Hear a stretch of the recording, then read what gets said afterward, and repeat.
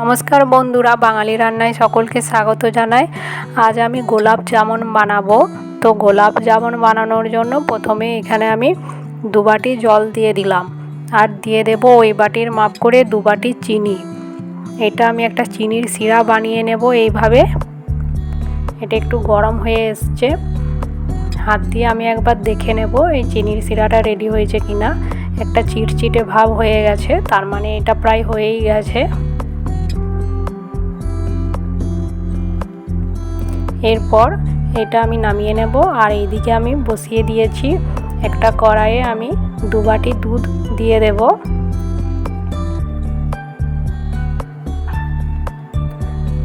এই দুধের মধ্যে আমি 1 চামচের মতো চিনি দিয়ে দিলাম। চিনি দেওয়ার কারণ হলো গোলাপ জামুনটা আমরা যখন ভাজবো তখন খুব সুন্দর একটা কালার আসবে, সেই কারণে আমি দিয়ে দিলাম। দুধটা আমি একটু গরম করে নেব ভালো করে। এইভাবে দুধটা গরম হয়ে গেছে। এরপর এখানে আমি 1 বাটি সুজি দেব। সুজিটা কিন্তু আমি একবারে সব ঢেলে দেব না, আমি অল্প অল্প করে দেব আর একটু নাড়াচাড়া করে নেব। একবারে সব সুজিটা ঢেলে দিলে দলা পাকিয়ে যেতে পারে। এইভাবে অল্প অল্প করে দিতে হবে আর এইভাবে মিশিয়ে দেব দুধের সাথে।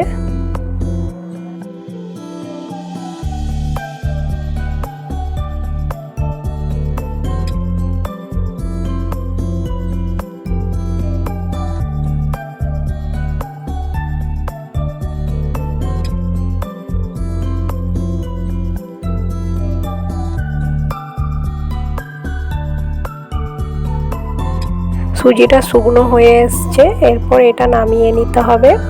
এটা হয়ে গেছে, আমি একটা থালার মধ্যে এটা এরপর নামিয়ে নিচ্ছি। সুজিটা এখন মাখা যাবে না, এখন প্রচণ্ড গরম আছে। হালকা ঠান্ডা হয়ে গেলে তারপর এটা মাখতে হবে।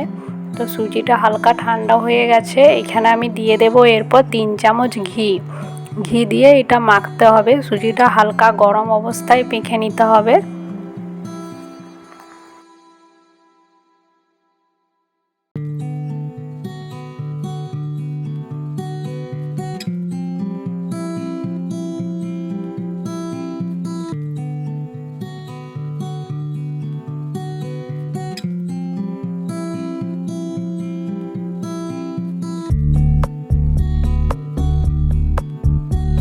সুজিটা মাখার সময় এর মধ্যে দিয়ে দিতে হবে 1 চিমটে খাবার সোডা দিয়ে ভালো করে মেখে নিতে হবে।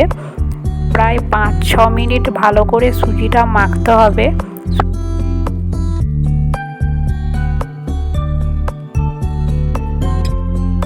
আমরা রুটি করার সময় যেভাবে আটা মাখি ঠিক সেই রকমভাবে এটা ভালো করে মেখে নিতে হবে।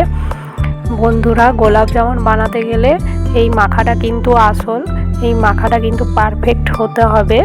5-6 মিনিট কিন্তু অবশ্যই আপনারা এটা হাতে করে ভালো করে মেখে নেবেন। দেখুন আমি এটা ভালো করে মেখে নিয়েছি, দেখেই বুঝতে পারছেন কতটা সফট হয়েছে।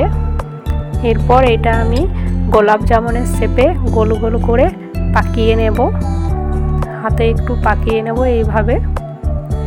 আপনারা গোলাপ জামুনের সাইজ ছোট বড় আপনারা যেমন ইচ্ছে করতে পারেন, কিন্তু খেয়াল রাখতে হবে গোলাপ জামুন বানানোর সময় যাতে এতে কোনো রকম ফাট না থেকে যায়।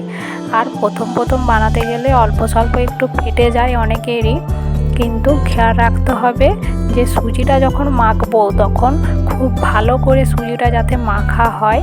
সুজিটা ভালো করে মাখা হলে গোলাপ জামুনও খুব ভালো হবে। বন্ধুরা দেখুন, এখানে আমি সব গোলাপ জামুনগুলো গোল করে পাকিয়ে রেডি করে নিয়েছি, দেখতে কত সুন্দর লাগছে। এরপর এগুলো ভেজে নিতে হবে। তো চলুন এরপর এগুলো আমি ভেজে নিই। তো গোলাপ জামুন ভাজার জন্য এখানে আমি তেল গরম করতে দিয়ে দিয়েছি। এরপর এর মধ্যে একটা একটা করে ছেড়ে দেব। তেলটা যাতে খুব গরম না হয়, হালকা গরম হলেই তেলের মধ্যে গোলাপ জামুনগুলো ছেড়ে দিতে হবে।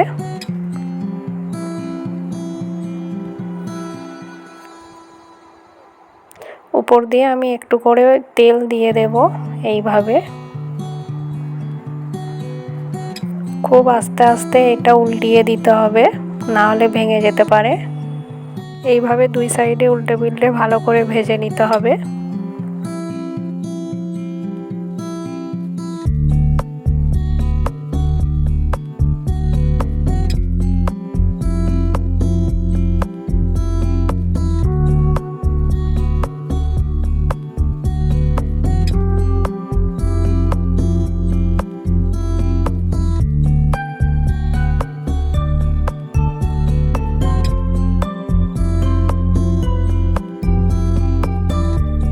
দেখুন এগুলো দেখেই বোঝা যাচ্ছে প্রায় ভাজা হয়েই এসছে, কালারটা পুরো চেঞ্জ হয়ে গেছে।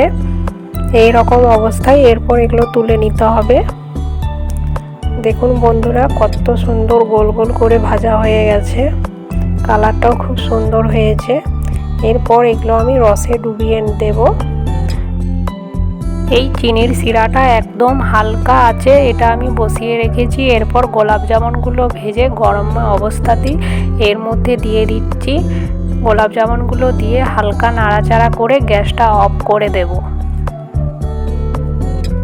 বন্ধুরা গ্যাস অফ করে 2-3 ঘন্টা গোলাপ জামুনগুলো রসে ডুবিয়ে রেখে দিতে হবে, তাহলেই দেখবেন নরম তুলতুলে হয়ে যাবে গোলাপ জামুনগুলো। 2-3 ঘন্টা পর এগুলো আমি একটা বাটিতে তুলে নিয়েছি। দেখুন গোলাপ জামুনগুলো দেখেই বুঝতে পারবেন কতটা নরম হয়েছে, খুব সুন্দর লাগছে, কালারটাও খুব সুন্দর এসছে।